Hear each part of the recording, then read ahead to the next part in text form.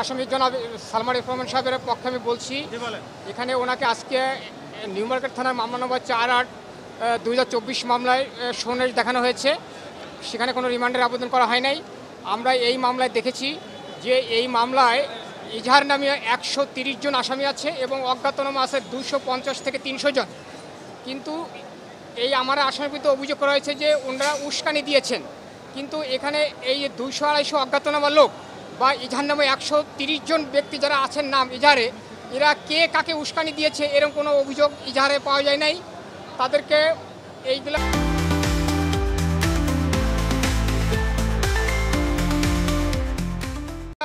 Routine মাফিক তারা একটা সোনেশ দেখানো একটা তাদের একটা কালচারে পরিণত হয়েছে।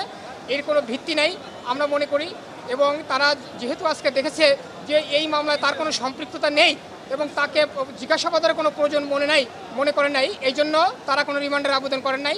আমার এই আসামি আপনারা জানেন যে সে বাংলাদেশে একজন বিখ্যাত ব্যক্তি, সে একজন বড় ব্যবসায়ী, সে একজন সিআইপি, সে বাংলাদেশের প্রথম শ্রেণীর ট্যাক্স প্রদানকারী ব্যক্তি।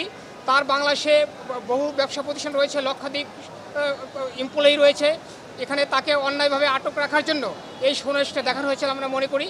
এটা আইনানুগ কোনো আদেশ হচ্ছে না। আমরা পরবর্তীতে প্রয়োজন মনে করলে এই ব্যাপারে উচ্চ আদালতে যাব এবং আমরা যাতে সুবিচার পাই সেখানে আমরা আবেদন করব। এই ব্যাপারে বক্তব্য।